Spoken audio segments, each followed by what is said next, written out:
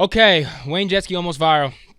Here, different studio setup. We're in the new Barstool Podcast studios, and I'm with Pote Baby. Indeed, it is your main man, Pote, Pote Baby, representing 912. Never disrespected, never neglected, because I'm always going to rap it, and we here almost viral. 912, Savannah, Georgia, I'm imagining. Yes, absolutely. Tell me a little bit about Savannah. I've been to Atlanta a few times. I've never been elsewhere in Georgia, but what is the difference, like, geographically, people-wise? What's different? Because that's all I know. Atlanta is inland, so it's in the middle of Georgia. Yeah. Savannah's on the coast. We have our own beach, the whole nine. It's like a whole different like culture. We call ourselves Geechee. What does that mean? What's the scientific? What's the science behind Geechee? Yeah. What's the science behind it? It's the culture of people that came from Haiti. There we go. Okay, so big Haitian population down there. Mm-hmm. Cool. Yeah, it's a blend. I've heard the word gully. You said gully geechee? Gullah Geechee. Gullah geechee. Oh, okay. Yeah. Because up in New York, people say like gully, like it means like you'll get. No, not gully, Gullah. Gullah Geechee. Gullah. Okay. Yeah.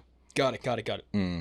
Okay, so from Savannah, Georgia, so a little different topography than Atlanta. Mm-hmm. But you guys seem to have your own little music scene, spearheaded by you. How did you get into the scene down there and into making music? When did it all start? Originally, I wanted to work at Blockbuster. Really? Why?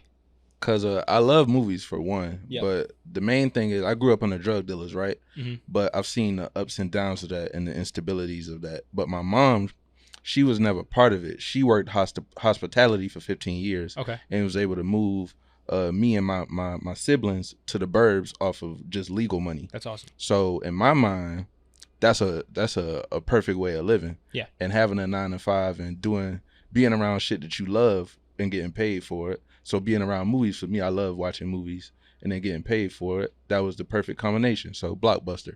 But it didn't happen. You never worked at Blockbuster? Never. Netflix, like... Damn, yeah. It really did fuck the game up for Blockbuster. And Blockbuster used to be such a family event, at least for me. I remember on like a Friday, we'd go, my parents would pick out like whatever movie they were going to watch, and then I'd get to pick out like a video game or like some animated movie, and it was just walking up the aisles. There's something about it. Yeah, no, it was the same for me. We used to go to Blockbuster for the Mayweather fights. All the adults would be gambling in the living room, and all the kids would play games in the back. So we the Blockbuster? No, not of the Blockbuster. Okay. Nah, not of the Blockbuster, but we would play games in the back of the house, and we would get all the games from Blockbuster. Got it. Yeah. I thought you were saying that you had a specific Blockbuster that allowed you to gamble. I ain't got that. I ain't had that much weight in the city. That would have been something. There's a documentary. It's either on Netflix or on Amazon, and it's all about the last Blockbuster. I think it's in Oregon. I don't know if you've seen it. They turned it into like an event space. I got it on my hard drive. It's fire. Yep. Fire. So Blockbuster didn't work out. So that didn't Netflix work out. started popping. I went into a space of being kind of confused on like what I wanted to do. Yeah. I'm gonna give a shout out to my theater coach. I went to a school called McEachern High School. We had a coach called Coach Jones, Stephen Jones. He passed away a little after I graduated, but he was always someone who told me like he loved the way I put my words together. Yeah. Like I talk like an old man, even though I'm young. You feel me? And and then I heard a song that came out in 2015, 2016 called Uber Everywhere. Made in Tokyo. And once I seen like what he looked like, I'm like, damn, there is a lane for like regular, like living short people. Yeah. That like fly shit. So like, I was like, you know what? That I take that as a sign, and I'm gonna try making music. That's fire. I don't want to say that you remind me of him sound wise, but you definitely have like an upbeat vibe to your music, and there's definitely some, I feel like it's sometimes you talk about some street shit, but it still kind of has some positive air to it, at least in your beat selection sonically. So I can see that inspiration a little bit. So that's fire. So around then is when you started putting out music, 2016, 2017. Yep, 2016. 2016, I put out my first little mixtape. The last week of high school, I was going by a different name at the time. Yeah, my name was Mojo Yeti. I was going by an entire different name. I put out a self-titled mixtape, and it was just making his rounds around Cobb County. And then I just told myself, you know what, shit, I'm gonna just keep it going. I didn't even think I was good at the time. I thought maybe I could work myself up to being good, and here we are. Were you in studios? Were you recording yourself on a home setup? How did that? It was a home setup, but the guy who was recording me, who's artist from Atlanta, his name is Suave. Okay. He was the first person to ever give me a chance to record my music, and Yeah, that I still do home studios to this day, unless we gotta like present it to like sponsors and like people that work at labels and A&Rs and shit. Then we do the big studio shit. But I record at home studios. Yeah, I feel like there's something about being comfortable in where the spot you're recording. Not to say you can't be comfortable in a studio, but when you're really in your element, I think you get the most out of it. So that's a good thing. What was this distributed on? Were you putting it on Apple Music, Spotify, all that stuff, or was it just SoundCloud and like mixtape websites? The first like year of mixtape, it was just SoundCloud because I didn't know, I wasn't too privy to what an aggregator was. I didn't know of a DistroKid and a TuneCore and all of that. That took me, once I figured out like what it was as simple as like a 30-second Google. I was like, hey, how do you put your music on Apple Music independently? Like, oh, TuneCore, DistroKid, CD Baby, all that type shit. So around 2017 is when I started like putting everything on all the platforms. Yeah, it's crazy now how accessible it is and how like TikTok, you can watch 3 videos that explains basically how to make music off your fucking iPhone. All the kids on BandLab, and it's tough to be like, fuck, I wish when I was younger I had all this info, but it's crazy how accessible it is, and I think it's a good thing overall. Yeah, no, I love that information. Well, it's scary because information is so easy to like have access to. The misinformation is there too. So a lot of times like people run into like conspiracy theories versus like facts. Yeah. And that's a little scary. I think that was around when we were younger too, though. I assume we're probably similar. Hell yeah. Do you remember like in middle school everyone was like Sierra as a man, Sierra as a dick, that. And I was like, I wish I knew who like started that, right? Who started it, because I was in elementary when it came out, so I'm like, how did it even trickle down to us as kids? I don't know. I think that's like the OG, just like game of telephone. Like one person hears it at one school and they tell their cousin in another state or whatever, and that shit spreads. You feel me? And I think those kids that was around for that rumor was still waiting up till they were grown until she had a baby to be like, okay, she's not. Yeah, exactly. Like it was still like there's some keyboard warriors out there. I still see whenever like some hip hop news website or something tweets about her, and they're like, oh yeah, but she's a man, don't forget that. And I'm just like, I don't know about that. That was one of them, and Mountain Dew Yellow 5 make your dick small. Yeah. Oh, I heard that it makes you like unable to have children. I didn't hear it makes your dick small, but it's all in the same family tree of rumors, I guess. Yeah, I stopped drinking Mountain Yeah, so did I. I stopped drinking it for the Yellow 5. I heard Red Bull did the same thing too, but I'm on the Red Bull. I ain't heard that about Red Bull. What was the first song that started getting traction that you put out that you remember? Or was there a moment?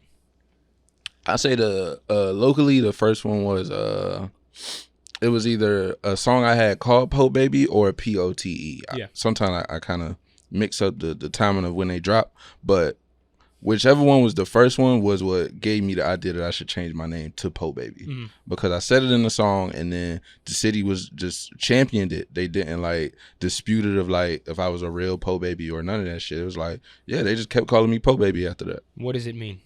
Pote Baby. So where I'm from, the nickname of it is called the Seaport. Oh, I think you already told me this. Did you not? Nah. Okay. Sorry, but the accent of our accent, the way we say port, it comes off as pote. Oh, okay, I got it. You feel me? So my name really just means Savannah baby. I didn't know if it was a play maybe on like Newport cigarettes. Are you a cigarette guy? Not at all. Good, that's good. I kind of am. Hence why I have a nicotine the nicotine patch. But at least you're not lighting up cigarettes on the... Yeah, that would be unprofessional. And no one wants those noxious chemicals and fumes like in their face during an interview. But if it was accepted, I probably would light up a cigarette right now. That's what I was going to ask you. I was going to ask you, like, once you go like Hollywood, like, is you going to just start smoking cigarettes on Probably, the pod? Yeah, it's gonna have to be the thing. It's gonna be on my interview rider. It's gonna be a pack of. It wouldn't be a Newports though. It'd be Marlboro Lights probably. Newports are sometimes. When I'm drunk, I like a Newport. I don't like menthol when I'm not drunk. So we'll have to figure out what the situation is for that. I want to ask you about the word yams and just yammy and what it means to you and why it's such a topic in your song. So you have a couple different mentions of a couple different songs named. Yes. Is there Yammy and Yammy Part 2, or there's Yammies, Yams, Geechee mix. Yamacraw Yeti? No, that's completely different? a whole different thing. Okay. Yeah. So explain to me the whole like lore behind Yams, what Yams means to you and why you choose to incorporate it in your music. It's a beautiful woman from the South. Okay. That's what a Yams is. And for where I'm from, like, we get a slew of women like every Really every year because it's a college town. Yeah. So we just get women on women on women on women on women. So it's rare that you would go to a function in Savannah and not see a bunch of yams. It's rare that you would go out, not hit the chat like, bro, the Yammies is out tonight. The Yams is in the city. They at City Market. They at Bar. They on Broughton Street. They at Bar Julian. It's Yammies out. Does Yams mean specifically like they're, like full figure, curvy women, or just a Southern woman that is beautiful? Just straight up, yeah, just beautiful. I thought Yams might mean like big ass, nice thighs. That's yeah, I mean, usually that's what swing my way. Yeah, the big ass with the big thighs and the big forehead and all that, the big mouth, all that shit. So you ever see that Kevin Gates Genius interview when he's talking about Rihanna's forehead? Is that the vibe you're on? He's like, I just love her for her big fucking cranium. I want to kiss you in that big ass forehead. Yeah. Nah, sometimes depending on what they features hitting on. Yeah. If they got, I like kneecaps. I really fuck with kneecaps. Like that's a vibe. I don't know about that. What can you do with a kneecap? Like what has it? I like what makes a good kneecap and what makes a bad kneecap. So I'm like a perfectionist at heart, right? Okay. So like when I see like bow-legged or like knock knees, that shit like it turned me off. Yeah, you women can't be bow-legged. You feel me? But if it. But if it's like if the meat bone density is cohesive from thigh to ankle, okay, and the leg is straight, I be in love with it every time. Every time we go out, I say, hey, make sure you show them kneecaps. So do you think that equation that you just said, meat bone density, has a lot to play about the other parts of her body? Like could you tell if a woman, like rate a woman what the rest of her look is going to be based off just the kneecap? Like if I gave you a kneecap lineup and you had 10 women and you had to match the face to the kneecap, would you asking me to do the Ray Charles off the leg? Exactly. Nah, I ain't got. Yeah. I ain't that powerful yet. And once you acquire those powers, that we should come back and do a video. Oh yeah, for sure. Fantastic. I can just tell by the leg what she gonna look like in the face. Knees fucked up, knock knee. She's gonna have a snaggletooth. We can't fuck with that. Obviously, I could just tell from the conversation, like your hometown and the city of Savannah mean a lot to you.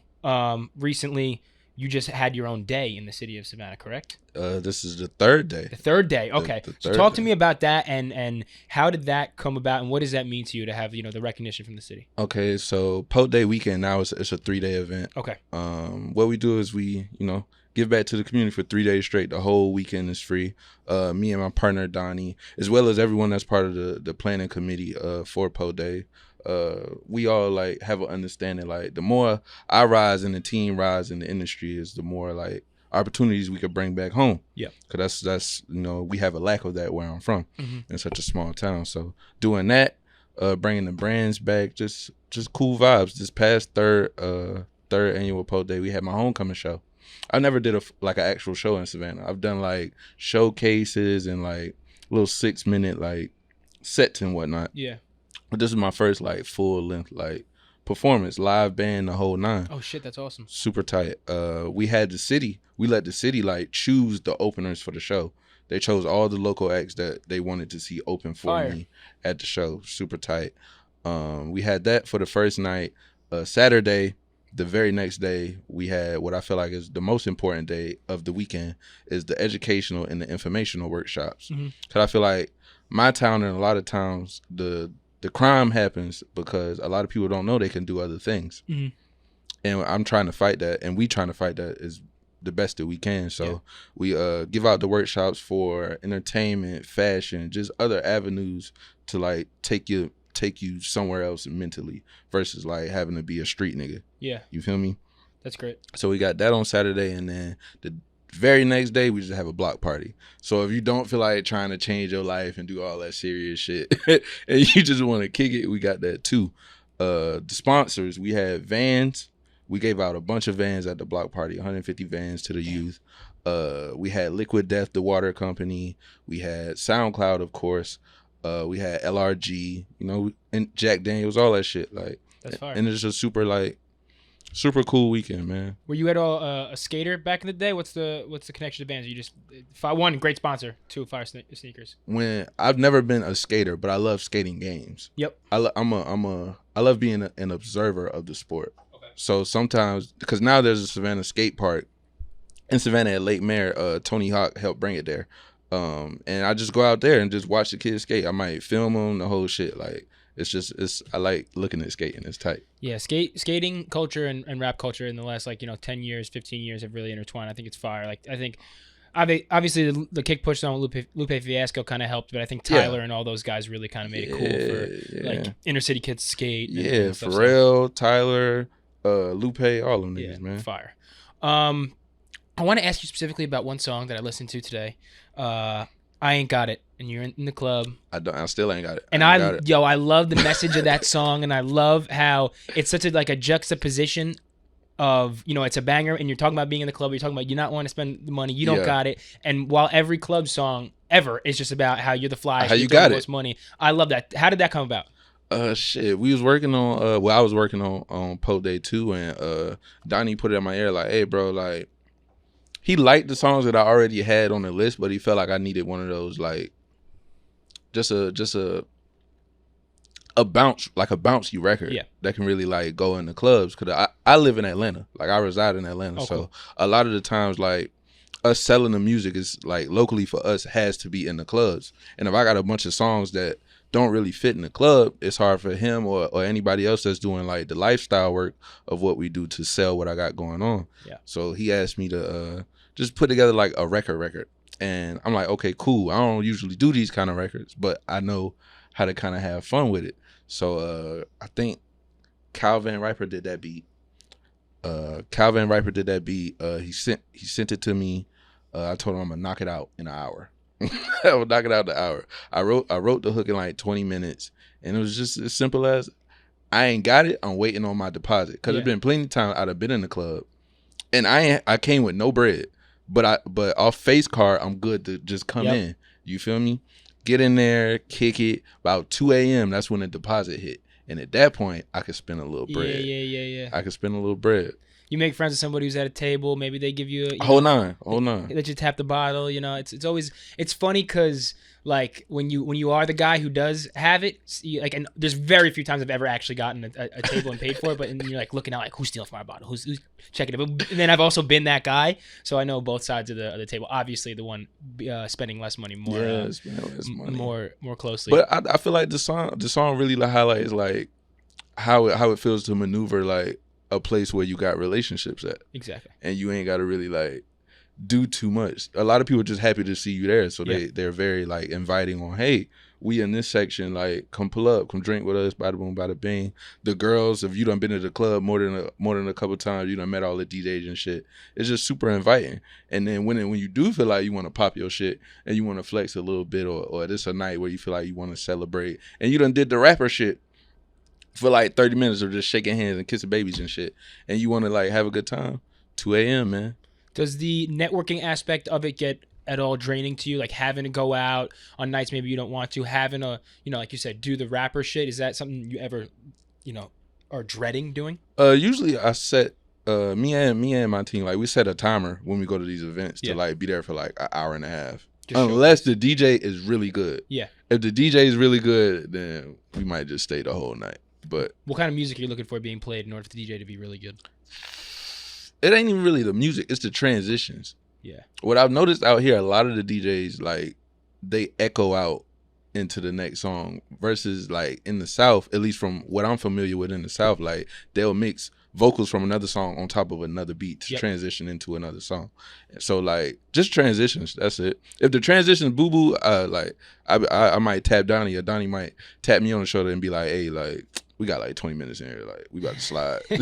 This shit ain't doing what it's supposed to do. Transitions are important. I guess in New York DJs don't do it as much because everyone's just playing like these drill samples and Jersey club drill samples, and it's probably a little harder to mix fucking 4 different songs at once. Well, I've been hearing a mix. I've been hearing the drill sample, but I've also been hearing a lot of dance hall. Yeah. Like that's like the vibe up here. Mm-hmm. Like it's a lot of like it's a lot of hip moving kind of as music. Soon as like everyone was clowning on Drake when he dropped the Honestly Nevermind shit, but now everyone's rapping over dance beats. That shit platinum up here, I guarantee you. That's all we've been hearing at all the clubs, like just bounce, bounce, bounce, bounce, bounce. I really fuck with the Jersey club stuff up here. I don't know if you're too familiar with it, but there's a lot of young guys coming out of here. Chow Lee, B Jax, Cash Cobain, who are kind of. I've heard of Cash Cobain. Cash Cobain's fire. He produces too. He's sick. They got a bunch of records that are all Jersey club inspired that are fire. Yeah. Probably, tearing up the New York club scene. So you've been on a bunch of tours. You were on tour with Earth Gang, right? I've only been on one tour. Oh, really? I thought that was your only tour? That was the only tour I've been on. So That was I my first apologize tour. for assuming, but I was just assuming. Oh no, it's coming though. Yeah, I'm It's definitely coming. coming. I'm touring next year. Okay, awesome. But you were on tour with Earth Gang, correct? Yes. How was that? How did that go? Super tight. Hot in temperature, very hot. Cause we did the whole southern region. Cause they tour year round. Okay. But for the southern leg, Zeke from Since the '80s, he invited us, me and the whole Clubhouse team to come out and rock the set. Mike Dimes was part of that tour as well. Mike Dimes fire. Super fire. It was tight. We did it from Texas all the way to Florida. Super good crowd. Some learning curves because this was all like, except for Donnie, this is all our first time like being on the road. Yep. We traveled in an RV. Cause we big on having everybody feeling comfortable. Yeah. And not feeling like I roll with a lot of heavy set niggas. So everyone in the circle, besides me for the most part, is about 230 and up. Like, okay. Niggas is big. And trying to fit all that into a Sprinter van would have been tough. Would have been very tough. And just or just very uncomfortable. Yeah. It could happen, but very uncomfortable. So we did an RV that was super tight. And yeah, it was just a vibe, man. Who drove the RV? A driver or part of the crew? Crew. We originally had a driver. Uh-huh. He never showed up to the first day of work. Really? Never showed up. Damn, that's tough. His name was Abu. Abu, fuck you. Abu, you fucked up, man. You fucked up, Abu. You're never getting paid. Did he get paid? Did he get deposit? Nope. Okay, good. Nothing. Abu, we asked him for his Cash App and all that. He never he was just unresponsive. Did you ever drive the bus? No. But the crew just pitched in. My boy Bina, he's one of my best homies. He drives like big shit for a living. Cool. And my other guy Peso, he manages one of the artists we work with, and Donnie. So we had technically 3 drivers out the crew. Awesome. Yeah. What was the live performances like? Are you someone who, is big on just energy and you're not necessarily worried about hitting every line, or you're trying to make sure you deliver every single line of your song? I'm doing every single line. I don't have the backing track? Yeah, I don't have that's impressive. Yeah, I don't have that. I mean, I got the ad-libs in the back. Yeah. Honestly, the ad-libs just help me like catch my breath because Mm-hmm. I know when it's coming and it's coming and then come back in. But yeah, I'm doing every single line. I'm looking fans in their face. I'm doing the whole crowd control. It's cell phone lights up at the end of my set every show. Like it's like I'm giving you a show. What song goes off the most for you? The most, as far as like energy, yeah, I'm going to say right now it's been between Set It Up. Yep. And it's 3. It's 3. Set It Up, In the Kitchen, and Yams Geechee Mix. Those are the 3 that really like get the crowd going. But as far as like participation, what's up? Ryan just walked in, everybody. Ryan's late. Ryan is late, but he was stuck in the tunnel. Yeah, he was. That's what he said. He was stuck in the tunnel. Stuck in the tunnel. He's on his couch. So yeah, Set It Up, Yams, Geechee Mix, In the Kitchen. Those ones usually get the crowd going. But as far as like participation, That's Me was the one that like everyone was in unison. Like there was like no singing it back and shit. Yeah. You feel me? Because I would say POTE, bitch, that's me. And then by the time I said the 3rd time, they just know when to like fire. Yeah, you feel me? Super tight. So with the Pote Baby Day this year, you said you had a live band. Is that something you want to incorporate on tours moving forward? I know it's probably a lot logistically, but yeah. Probably sick to hear the live instrumentation. Yeah, no, I'm working on my debut album right now, and most of it is live instrumentation. Yeah. So I feel like I would be doing it somewhat a disservice if I can't like bring a band on with me. And was it the last EP you dropped in September? There was like some violins in one of the first songs. Mm-hmm. And playing part 2, there's violins, live keys, the whole 9. And that's not like someone playing, a sample through like the producer. No. It's real live shit. That is my guy Tyrone, who's from Louisiana. I believe his last name is Marcel. Tyrone Marcel. He killed the violin intro on that one, and he's on my debut album as well. Cool. So talk about the debut album a little bit. That's I'm assuming 2023. We're gonna 2023 is called Grass is Greener. Awesome. It's gonna be executive produced by Needles. We got Justice Lee beats. We got Tyrone on the violin. We got guitars. We got the whole shit. It's gonna be tight. Any big features that you can announce? I can't speak on that Can't right speak now. on it? I can't speak on that right now. But it's there. All right, good. I'm very excited for it. I bet a lot of visuals for it as well. Yeah. We visual for every damn near every song. And is there any shows locked in right now yet? Yeah. Can I speak on that? Okay. You give it a half-hearted, yeah. Huh? Okay.